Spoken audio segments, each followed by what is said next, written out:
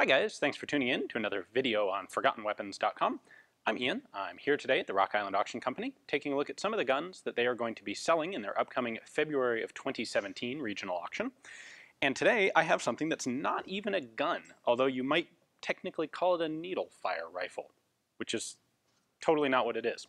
This is a Swift training rifle. This was introduced in 1940 or 1941, I've been unable to tell exactly, in the UK as a training device, as the name suggests. Now, most of the time, we expect training rifles to be dummy rifles to teach, general handling and parade sorts of things, or something like a subcaliber rifle, a 22 rimfire version of the military rifle, so that you can practice shooting without as much noise and recoil. Well, the Swift rifle actually kind of falls in between those two. What it actually does is poke a little needle about an inch out of the muzzle when you pull the trigger. This was paired with a target stand, and the rifle was actually held so the muzzle was just like an inch away from a paper target. And this paper target would be, about yay big. And they had a couple of different types of targets. Some were just plain silhouettes like you might expect on a standard training range, and some of them were actual drawn landscapes with little enemy soldiers hiding in them. And the idea of this is that this rifle replicates the weight and the function of a standard Enfield bolt-action rifle, and when you pull the trigger, wherever your sight picture is lined up, you'll get a little hole poked in your paper target. And this allows you to train marksmanship. So on paper, this seems like a pretty good idea. It's got a bunch of neat features to it. It's a cool device. So a couple things. It's got a safety like a Lee Enfield. Cool, okay. Sight picture it's got a rear aperture like a Lee Enfield. Cool. In fact, I should say, this physically looks like a pattern of 1914 Enfield. It was used interchangeably for the 1914 Enfield and the number 4 Mark I Lee Enfield. Anyway, it's got a bolt that you have to operate in order to recock the system. And in a clever little bit, if you don't pull the bolt all the way back, it won't recock. This is to, in theory, prevent people from one of the potential problems of a bolt-action rifle, which is short stroking it. So you don't quite eject the last round, or you don't quite load the next round. That's a problem. Then it has a spring-loaded butt plate back here. The idea there was this actually acts as a safety, not for the sake of safety, but to force trainees to get in the habit of pulling the rifle back up against their shoulder. That's another habit of novice or brand new shooters, is thinking, well, if I hold the gun a little bit away from my shoulder, the recoil won't hurt as much, when in fact, it makes it hurt a lot more, and it does horrible things to your actual shooting ability. So you want to pull the rifle tight in against your shoulder, and this forced trainees to do that. Again, on paper, seems pretty cool. The sight picture on these is actually pretty good. The length is obviously the same as a proper rifle, and the weight is the same as a proper rifle. So they did a good job replicating it. The problem was the Army soldiers, the officers who got these, who were presented with these and basically, check it out, here's our great new training tool, found this to be far more of a prank and joke than an actual training tool. To them, the whole idea was pretty ludicrous, and they're not necessarily wrong. On paper, this seems like a really good way to teach some of the basic fundamentals of marksmanship without having to have any noise at all, without any expenditure of ammunition, and it's something you can do in any room. You could do this in your living room easily. You need a space about the size of this table, frankly, and you can set up a training range with a Swift training rifle. However, the question is, does this actually give you any useful training material? Does this actually help people when they transition from this to actual rifles? And while I haven't seen any data on the question, the officers in the British Army were pretty much unanimously of the opinion that this didn't do anything worthwhile. In fact, what this was really good for was a hilarious prank where you could shoot your friend in the bum with that little needle that sticks out the end of the gun. Hopefully they didn't transmit too much hepatitis B or anything with these things while playing jokes on each other, but that seems to have been more the utility of this rifle than actual training. So let's take a closer look at a few of these details, because while it may not have worked the way it was intended, it really is a cool idea, and it appeals to the nerdy side of me. So we'll start with this plaque on the side, which does identify it as a Swift Rifle Company, Swift training rifle. Right there, serial number is 654 on this one.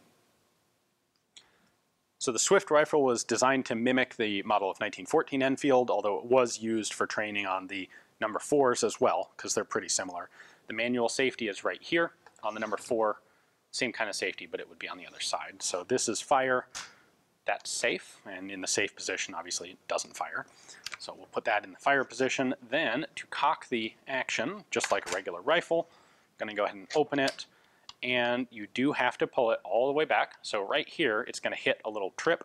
I need it all the way open. Now it will actually function. When I close the bolt, it gets to here, and then we're going to cock the spring, because just like a real Enfield, it's a cock on close action. The buttstock here has this spring-loaded safety mechanism. There's a hole in the stock here.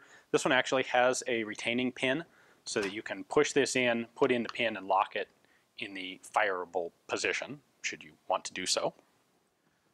Here's the rear sight. It is zeroable for windage, because it is, of course, very important that you actually zero these rifles. You want to make sure that the needle is hitting the same place that the sights are pointing at. So you would loosen this little hex nut.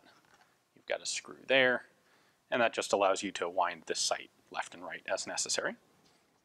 Now the front sight is actually located on the band here, because of course we've got all of the moving components up front. So there's the front sight,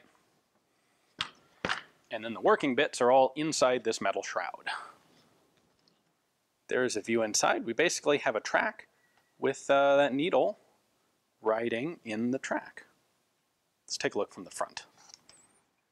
So it's a little hard to see, but right there is our needle. Right there. There you go. Now you can see it. That is going to spring forward and up on a little track and poke a hole in a sheet of paper when you pull the trigger. So it's a little hard to show you the actual sight picture here, what with focal length issues and all, but you can see our front sight blade there on the middle band. There's nothing sticking up inside that front housing, and then we've got our rear aperture here. So you're going to line that up like so. Take your shot, and then see what happens on the paper. All right, so we're going to go ahead and demonstrate this. I've got a piece of paper here. I have to hold it kind of steady or else it'll just push the paper around. But if my assistant would pull the trigger,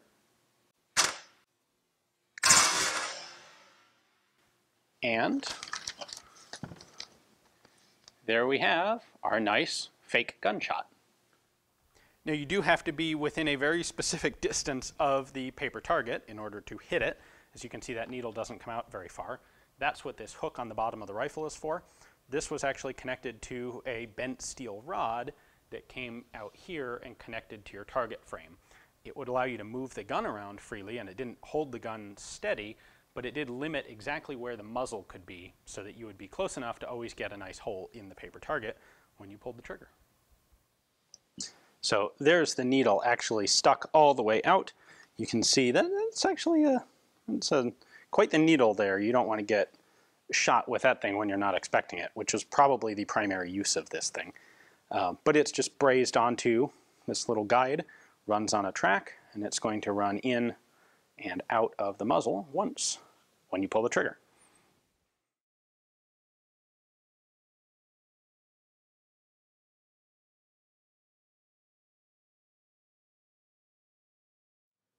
So there were several different versions of the Swift rifles. The design evolved a bit, but this Model B really does showcase the idea of the whole project, and this particular one's in pretty darn good condition. It certainly seems to work very well. I've dry fired it a number of times on pieces of paper, and it does exactly what it's supposed to. And while it may not have worked as the developers intended, I think it's really cool to look at the intent of this and how it was designed to meet that intent, whether it turned out to be practical or not. So a cool addition. You know, I can certainly see myself setting up a little A-frame and making some paper targets and playing with this thing right at home. I think it'd be a lot of fun. Now, if you'd like to try it out yourself, check out the description text below. You'll find a link there to Rock Island's catalog page for this guy. It is batched with a number of actual rifles, all as a single lot package. So if you want to take a look at the other guns and all the pictures and the estimated prices and all that sort of thing, take a look at that link. You can place a bid right there online if you're interested in buying it yourself. Thanks for watching.